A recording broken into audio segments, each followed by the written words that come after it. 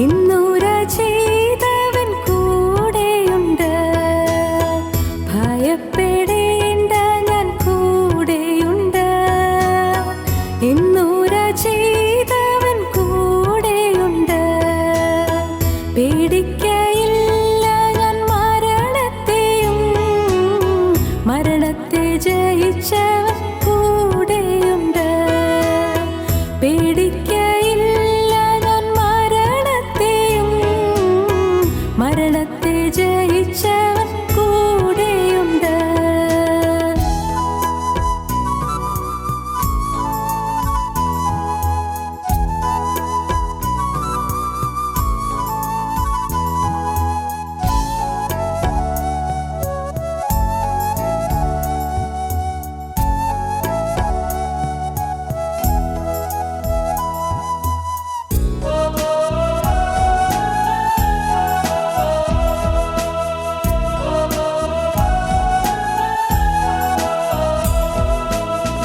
ആഴിയിന്നാഴത്തിൽ കൂടെയുണ്ട്, ആകാശമേഘങ്ങളിൽ കൂടെയുണ്ട്. ആഴിയിന്നാഴത്തിൽ കൂടെയുണ്ട്, ആകാശമേഘങ്ങളിൽ കൂടെയുണ്ട്. ആവശ്യനേരത്തിൻ കൂടെയുണ്ട്, ആശ്വാസദായകൻ കൂടെയുണ്ട്. ആവശ്യനേരത്തിൻ കൂടെയുണ്ട്, ആശ്വാസദായകൻ കൂടെയുണ്ട്.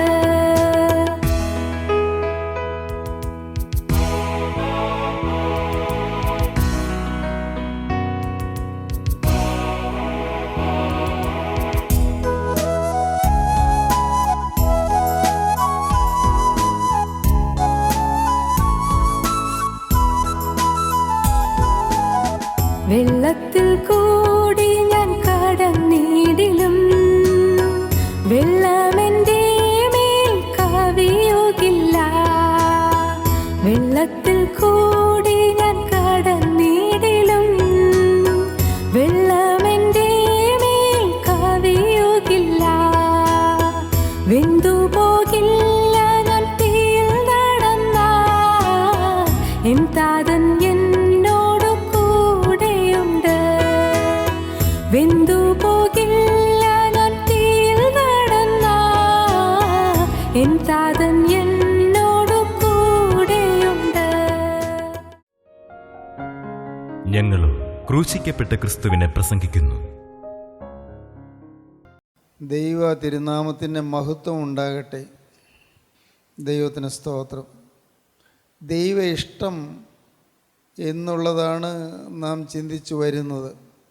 ദൈവ ഇഷ്ടം, നമുക്കെല്ലാം ദൈവത്തിൻ്റെ ഇഷ്ടം നടക്കണമെന്ന് ആഗ്രഹമുണ്ട്. ഏത് കാര്യത്തിലും ദൈവഹിതം നിറവേറണം. പഠിക്കുമ്പോൾ എന്ത് സബ്ജക്റ്റ് പഠിക്കണം, ദൈവഹിതം നിറവേറണം.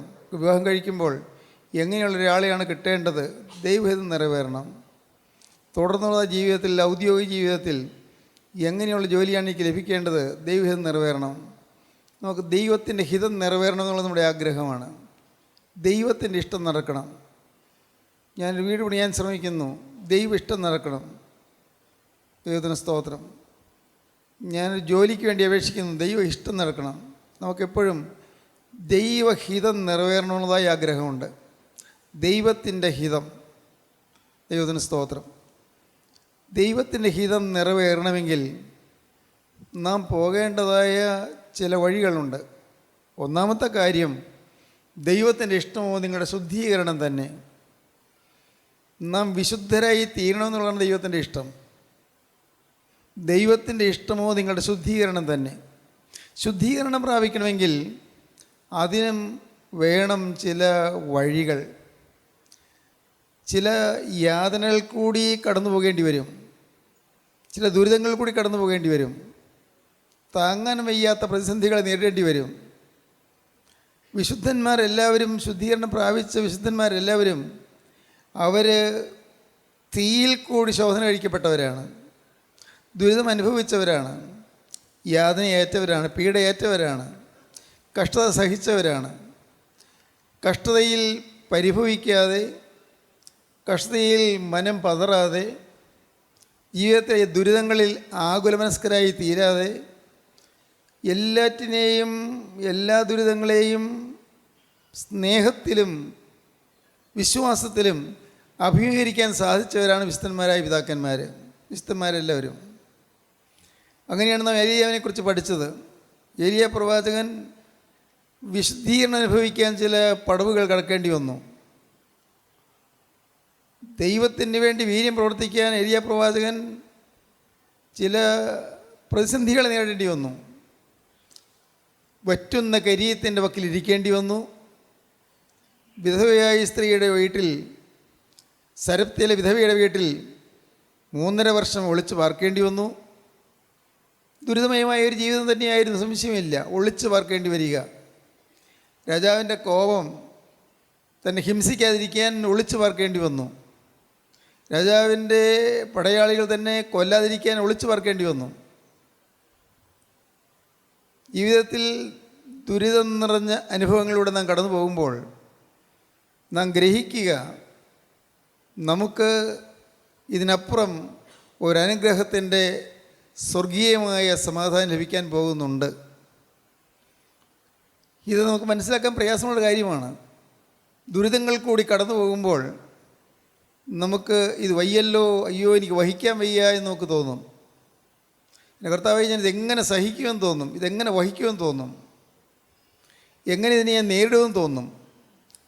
ഒരിക്കലും ചിന്തിക്കാത്ത കാര്യങ്ങൾ, അപമാന വിഷയങ്ങൾ വരുമ്പോൾ, അപവാദങ്ങൾ പെരുകുമ്പോൾ, എതിരാളികൾ പെരുകുമ്പോൾ, എതിർപ്പുകൾ വർദ്ധിക്കുമ്പോൾ, അങ്ങനെയെല്ലാം ഇതിൻ്റെ എല്ലാം അപ്പുറത്ത് അനുഗ്രഹത്തിൻ്റെ ഒരു സ്വർഗീയ ശാന്തി ഉണ്ട് എന്ന് നാം അറിയണം.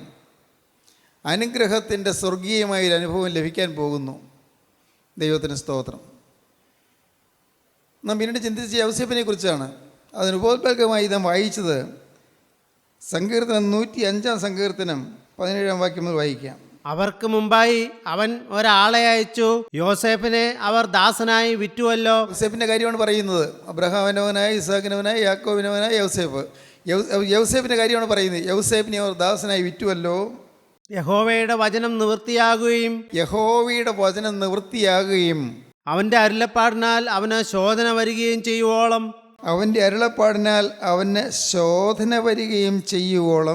അവർ അവന്റെ കാലുകളെ വിലങ്ങുകൊണ്ട്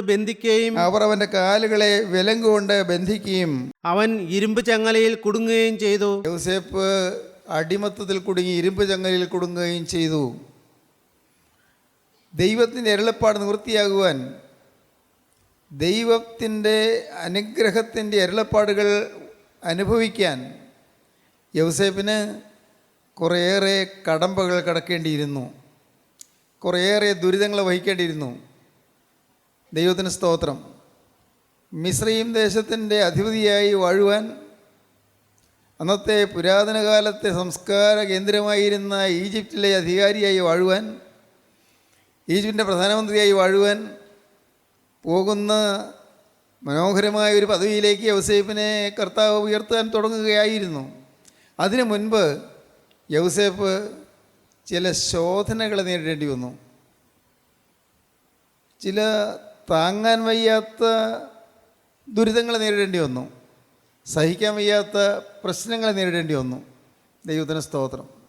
പത്രോസ് എഴുതിയ ലേഖനത്തിൽ അപ്പോസ്തലനായ പത്രോസ് പറയും, നിങ്ങൾക്ക് പരീക്ഷയ്ക്കായി സംഭവിച്ചിരിക്കുന്ന അഗ്നിശോധനയെങ്കിൽ ഒരു അപൂർവ കാര്യം വന്നുകൂടി എന്ന് വെച്ച് അതിശയിച്ചു പോകരുത്. പരീക്ഷയ്ക്കായി സംഭവിച്ചിരിക്കുന്ന അഗ്നിശോധനയെങ്കിൽ ഒരു അപൂർവ കാര്യം വന്നുകൂടി എന്ന് വെച്ച് അതിശയിച്ചു പോകരുത്. വെച്ചാൽ നിങ്ങൾക്ക് ഒരിക്കൽ സംഭവിച്ചില്ലാത്ത ഒരു കാര്യം നിങ്ങൾക്ക് സംഭവിച്ചു എന്ന് വന്നാൽ നിങ്ങൾ അതിശയിച്ചു പോകരുത്. പ്രിയമുള്ളവരെ, നിങ്ങൾക്ക് പരീക്ഷയ്ക്കായി സംഭവിച്ചിരിക്കുന്ന അഗ്നിശോധനയെങ്കിൽ ഒരു അപൂർവ കാര്യം നിങ്ങൾക്ക് വന്നുകൂടി എന്ന് വെച്ച് അതിശയിച്ചു പോകരുത്. ഇതുവരെയും ഒരിക്കലും കണ്ടിട്ടില്ലാത്തൊരു കാര്യം നിങ്ങൾക്ക് വന്നുകൂടി എന്ന് വെച്ച് നിങ്ങൾ അതിശയിച്ചു പോകരുത്. അഗ്നിശോധനയിൽ കൂടിയാണ് കടന്നു പോകുന്നത്. ദൈവത്തിന് സ്തോത്രം. അഗ്നിശോധന, തീയിൽ കൂടി കടന്നു പോകേണ്ടി വരികയാണ്. പരീക്ഷയ്ക്കായി സംഭവിച്ചിരിക്കുന്ന അഗ്നിശോധനയെങ്കിൽ ഒരു അപൂർവ കാര്യം വന്നുകൂടിയെന്ന് വെച്ച് അതിശയിച്ചു പോകരുത്. ദൈവത്തിന് സ്തോത്രം. ആരെല്ലാം ഉയർന്നിട്ടുണ്ടോ, ആത്മാവിൽ വളർന്നിട്ടുണ്ടോ, ആത്മാവിൽ ശക്തി പ്രാപിച്ചിട്ടുണ്ടോ, അവരെല്ലാം അഗ്നിശോധനയിൽ കൂടി കടന്നുപോയവരാണ്. യൗസേപ്പിൻ്റെ ജീവിതത്തിൽ അഗ്നിശോധന വന്നു. അഗ്നിശോധനകൾ. സ്വന്തം സഹോദരന്മാർ യൗസേപ്പിനെ വെറുത്തു. സ്വന്തം സഹോദരന്മാർ യൗസേപ്പിനെ പകച്ചു. സ്വന്തം സഹോദരന്മാർ യൗസേപ്പിനെ പൊട്ടക്കണ്ടിൽ തള്ളിയിട്ടു. സ്വന്തം സഹോദരന്മാർ യൗസേപ്പിനെ കുറിച്ച് അല്പം പോലും അലിവില്ലാതെ പെരുമാറി. സ്വന്തം സഹോദരന്മാർ യൗസേപ്പിനെ വിറ്റ് 20 വെള്ളിക്കാശ് വാങ്ങി. യൗസേപ്പിനെ അടിമ വ്യാപാരികൾക്ക് യൗസേപ്പിനെ അവർ വിറ്റ് കളഞ്ഞു. ദൈവത്തിന് സ്തോത്രം. യൗസേപ്പിനെ വകവരുത്താൻ തീരുമാനിച്ചു. യൗസേപ്പ് ഉയരരുത് എന്നവർ തീരുമാനിച്ചു. ഒരു കാരണവശാലും യൗസേപ്പ് വളർന്നു പോകരുത് എന്നവർ തീരുമാനിച്ചു. സ്വന്തം സഹോദരന്മാർ. ദൈവത്തിന് സ്തോത്രം. പക്ഷേ യൗസേപ്പ് അവിടെയൊന്നും പതറിയില്ല, അവിടെയൊന്നും ഉള്ളു വാടിയില്ല. യൗസേപ്പിൻ്റെ ചരിത്രം ഞാൻ പഠിച്ചപ്പോൾ, വേദപുസ്തകത്തിൽ വായിച്ചപ്പോൾ ഞാൻ ഓർത്തു, എൻ്റെ കർത്താവ്, യൗസേപ്പ് എങ്ങനെ സാധിച്ചു? ഒരു പരാതിയില്ലാതെ, ഒരു പരിഭവമില്ലാതെ, സഹോദരന്മാരോട് ഒരു ഈർഷ്യയുമില്ലാതെ, എന്നാലും എന്നെ കൊല്ലാൻ നോക്കിയവരാണല്ലോ എന്നുള്ള ചിന്തയില്ലാതെ അവരെ സ്നേഹിക്കാൻ എങ്ങനെ സാധിച്ചു? ദൈവത്തിന് സ്തോത്രം. ഞാൻ ചെറുതായി. ആ വചനത്തിന് മുമ്പിൽ ഞാൻ എളുപ്പപ്പെട്ടു. ആ വചനം വായിച്ച് ഞാൻ ചെറുതായി. കർത്താവേ, ഞാൻ ഒന്നും ആയില്ല, ആത്മീയമായി ഞാൻ ഒന്നും ആയില്ല. എങ്ങനെ പകയ്ക്കാതിരിക്കും? എങ്ങനെ വെറുക്കാതിരിക്കും? ആ സഹോദരന്മാരെ എങ്ങനെ വെറുക്കാതിരിക്കും? യൗസേപ്പ് വളരെ സ്നേഹം കൊണ്ട് നിറഞ്ഞവനായിട്ടാണ് അവരോട് പെരുമാറുന്നതെല്ലാം. വർഷങ്ങൾ ഏതാണ്ട് 27 വർഷം കഴിഞ്ഞു യൗസേപ്പ് പിന്നെ അവരെ കാണുമ്പോൾ. അതിനിടയ്ക്ക് എന്തെല്ലാം സംഭവിച്ചു? യൗസേപ്പ് അതിനിടയ്ക്ക് 17-ാമത് വയസ്സിൽ വീട് വിട്ടു പോയ യൗസേപ്പ്, അടിമപ്പണി ചെയ്ത് അടിമ വ്യാപാരികളുടെ കൂട്ടത്തിൽപ്പെട്ട യൗസേപ്പ്, ഈജിപ്തിലെ ഫറോ രാജാവിൻ്റെ അകമ്പടി നായകനായ പൊത്തിഫറിൻ്റെ ഭവനത്തിൽ അടിമയായ യൗസേപ്പ്, അടിമയായി ജീവിച്ച കാലത്ത് എന്തെല്ലാമൊക്കെയാണ് സംഭവിച്ചത് നമുക്കറിയാമല്ലോ. അവിടെയെല്ലാം ഈ ദുരിതപൂരിതമായ ജീവിതത്തിൽ യൗസേപ്പിന് ഒരു ചിന്തയുണ്ടായിരുന്നു. എന്നെ കാണുന്ന ഒരു ദൈവമുണ്ട്, എന്നെ അറിയുന്ന ഒരു ദൈവമുണ്ട്, എന്നെ സ്നേഹിക്കുന്നൊരു ദൈവമുണ്ട്, എൻ്റെ ഭാവി കരുതുന്നൊരു ദൈവമുണ്ട്, എൻ്റെ കാര്യമെല്ലാം അന്വേഷിക്കാൻ എനിക്കൊരു അപ്പനുണ്ട്. സ്തോത്രം. എൻ്റെ ബഹുമാന്യ സഹോദരങ്ങളെ, ഞാൻ നിങ്ങളോട് വളരെ എളിമയോടെ പറയട്ടെ, നമുക്കൊരപ്പനുണ്ട്, നമുക്കൊരു നാഥനുണ്ട്, നമുക്കൊരു കർത്താവുണ്ട്, നമുക്കൊരു രക്ഷകർത്താവുണ്ട്. നാം ആരും അനാഥരല്ല. സ്തോത്രം. എനിക്ക് ആരുമില്ലെന്ന് നിങ്ങൾക്കാർക്കും തോന്നരുത്. എന്നെ സ്നേഹിക്കാൻ ആരുമില്ലെന്ന് നിങ്ങൾക്ക് തോന്നരുത്, ഒരു കാലം തോന്നരുത്. എനിക്ക് ഒരു സഹായം ചെയ്യാൻ ആരുമില്ലെന്ന് തോന്നരുത്. ഇന്ന് ഇവിടെ നമുക്കാരും സഹായമില്ലെന്ന് തോന്നുമ്പോഴും നമ്മെ സഹായിപ്പാൻ കരം നീട്ടി നിൽക്കുന്ന ക്രിസ്തു ഉണ്ട്. നിങ്ങൾ വിശ്വസിക്കൂ. ദൈവത്തിന് സ്തോത്രം. സഹായിപ്പാൻ കരം നീട്ടി നിൽക്കുന്ന ജീവനുള്ള ക്രിസ്തുവിൻ്റെ അരികത്ത് വരുന്നുണ്ട്. നിങ്ങൾ വിശ്വസിക്കൂ. ഓരോരുത്തരെയും കാണും ദൈവം. നമ്മുടെ തലമുടിനാര് പോലെ എണ്ണിയിരിക്കും ദൈവം. സ്തോത്രം. ഞാൻ ചിന്തിക്കുകയാണ്, ഞാൻ ആലോചിക്കുകയാണ്. അങ്ങ് ചന്ദ്രനിലെത്തിയ ഇർവിൻ 8-ാം സങ്കീർത്തനം വിടർത്തി വായിച്ചു. നിൻ്റെ വിരലുകളുടെ പണിയായ ആകാശത്തെ നീ ഉണ്ടാക്കിയ ചന്ദ്രനെയും നക്ഷത്രങ്ങളെയും ഓർക്കുമ്പോൾ മർത്തിനെ നീ ഓർക്കേണ്ടത് എന്ത് എന്ന്. ചന്ദ്രനിൽ ആദ്യമായി കാലുകുത്തിയ നീൽ ആംസ്ട്രോങ് അദ്ദേഹം പറഞ്ഞു പ്രൈസ് ദ ലോർഡ് എന്ന്. വേദപുസ്തകം കയ്യിൽ വെച്ചുകൊണ്ടാണ് ഇർവിൻ അവിടെ കാലുകുത്തിയത്. നീൽ ആംസ്ട്രോങ് ദൈവത്തിന് സ്തോത്രം എന്ന് പറഞ്ഞു. ദൈവത്തിന് സ്തോത്രം. എന്തിനാ പറഞ്ഞതെന്നറിയാമോ? ഈ ചന്ദ്രനും ഈ സൂര്യനും അല്ല, ഈ ഗാലക്സി എല്ലാം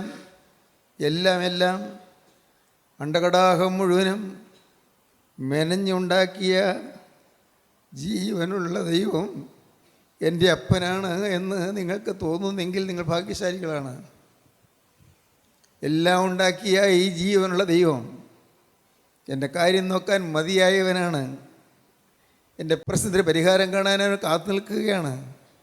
എൻ്റെ രോഗം അവൻ കാണുന്നുണ്ട്, എൻ്റെ വേദന അവൻ അറിയുന്നുണ്ട്, രോഗത്തിൻ്റെ മൂലകാരണം അവൻ അറിയുന്നുണ്ട്.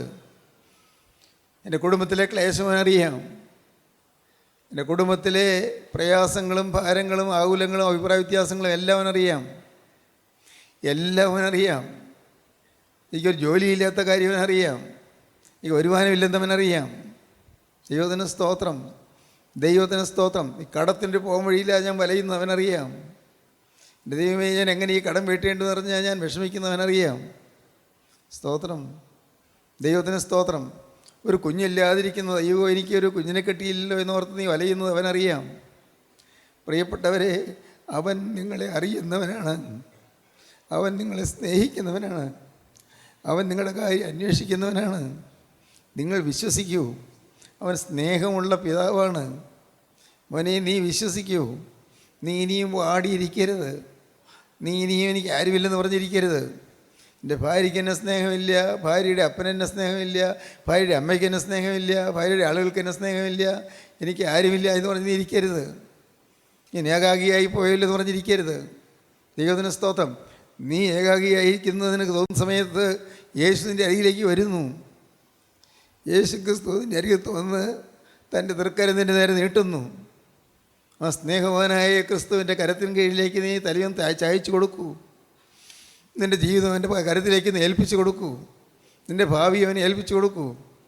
എൻ്റെ അപ്പൻ എന്നെ വേണ്ട, എൻ്റെ അമ്മയ്ക്ക് എന്നെ വേണ്ട, എൻ്റെ സഹോദരന്മാർക്ക് എന്നെ വേണ്ട, എൻ്റെ സ്വന്തപ്പെട്ടവർക്ക് വേണ്ട. എന്നാൽ എന്നെ വേണമെന്ന് നിർബന്ധമുള്ള ഒരാളുണ്ട്. സ്തോത്രം. എന്നെ ആർക്കും വേണ്ട എന്ന് ഞാൻ വിചാരിക്കുമ്പോൾ എന്നെ വേണമെന്ന് നിർബന്ധമുള്ള ഒരാളുണ്ട്. ആരാണത്? കർത്താവായ യേശു ക്രിസ്തു. ദൈവത്തിന് സ്തോത്രം. അവൻ എന്നെ സ്നേഹിക്കുന്നു, അവൻ എന്നെ രൂപാന്തരപ്പെടുത്താൻ ശ്രമിക്കുന്നു. ഈ ദുരിതം പിടിച്ച ജീവിതത്തിൽ വലയുമ്പോൾ അവൻ ചെയ്തു തരുന്നത് എൻ്റെ ശുദ്ധീകരണമാണ്. എന്നെ അവൻ തീയിൽ ഊതിക്കഴിക്കുകയാണ്, ഊതിക്കഴിച്ച് എന്നെ രൂപാന്തരപ്പെടുത്തുകയാണ്. ഞാൻ നിങ്ങളോട് പറഞ്ഞിട്ടുണ്ടെന്ന് എനിക്ക് തോന്നുന്നു. പണ്ട് കണ്ണുനീർത്തുള്ളി എന്ന് പറയുന്ന കവിതയിൽ നാലപ്പാട്ട് നാരായണമേനോൻ എഴുതി, ഉരുക്കിടുന്നു മിഴിനീരിലിട്ട് മുക്കുന്നു മുറ്റും ഭുവനൈക ശില്പി, മനുഷ്യഹൃത്താം കനകത്തെ ഏതോ പണിത്തരത്തിന് ഉപയുക്തമാക്കാൻ. ഉരുക്കിടുന്നു മിഴിനീരിലിട്ട് മുക്കുന്നു മുറ്റും ഭുവനൈക ശില്പി. ലോകത്തിലെ ഏകശില്പിയായി നിത്യനായ ദൈവം മനുഷ്യഹൃദയത്തെ, മനുഷ്യജീവിതത്തെ ഒരുക്കുന്നു, പിന്നെ കണ്ണുനീരിലിട്ട് മുക്കുന്നു. ഇത് മനുഷ്യഹൃദയമാകുന്ന ആ പൊൻകട്ടയെ അവനെടുത്ത് ഇങ്ങനെ മിഴിനീരിലിട്ട് മുക്കിയിട്ട് അവൻ അതുകൊണ്ട് പണിപ്പാടുണ്ടാക്കുന്നു. മനുഷ്യകർത്താവുന്ന ഹൃദയത്തെ ഏതോ പണിത്തരത്തിന് ഉപയുക്തമാക്കാൻ, ഏതോ നല്ല പണിപ്പാടാക്കാൻ, ഏതോ നല്ല ആഭരണമാക്കാൻ. ദൈവത്തിന് സ്തോത്രം. നല്ലൊരു ആഭരണം മെനയാൻ തുടങ്ങുകയാണ്. നിങ്ങൾക്കത് മനസ്സിലാകുമോ? ദൈവത്തിന് സ്തോത്രം. എനിക്ക് മുഴുവൻ മനസ്സിലായിട്ടില്ലെങ്കിലും ഞാനൊരളവിൽ പലതും കണ്ട് അനുഭവിച്ചു വരികയാണ്. ജീവിതത്തിലെ വേദനകളും ദുരിതങ്ങളും ഭാരങ്ങളും പ്രശ്നങ്ങളും ആകുലങ്ങളുമായി ഞാൻ വലഞ്ഞു പോയിട്ടുണ്ട്. അങ്ങനെയുള്ള സമയങ്ങളിൽ എൻ്റെ യേശു എനിക്ക് താങ്ങായി തണലായി എൻ്റെ അരികത്ത് വന്നിട്ടുണ്ട്. എനിക്കറിയാം, ഞാൻ അനുഭവിച്ചു. ഈ നല്ലവനായ യേശുവിനെ ഞാൻ അനുഭവിച്ചു. ഞാൻ ഇടയ്ക്ക് അവനോട് പറയും, രഹസ്യമായി പറയും, കർത്താവേ, എനിക്ക് വേറൊരാഗ്രഹമില്ല, വേറൊരു താല്പര്യമില്ല. ഒന്നേ ഒന്ന് മാത്രം, നിൻ്റെ വിശുദ്ധനും വിശ്വസ്തനുമായി ജീവിച്ച് എൻ്റെ കാലം തികച്ച് നിൻ്റെ സന്നിധിയിലേക്ക് നീ വിളിക്കുമ്പോൾ പറന്നു വരണം, മതി. വേറൊന്നും വേണ്ട. നിങ്ങൾ കേട്ടോ, നിൻ്റെ വിശുദ്ധനും വിശ്വസ്തനുമായി ജീവിച്ച് എൻ്റെ കാലം തികച്ച് നീ വിളിക്കുമ്പോൾ നിൻ്റെ സന്നിധിയിലേക്ക് പറന്നു വരണം. സ്തോത്രം. ഇതാണ് എൻ്റെ കർത്താവിനോട് ഞാൻ എളിമയോടെ പറയുന്ന അപേക്ഷ. സ്തോത്രം.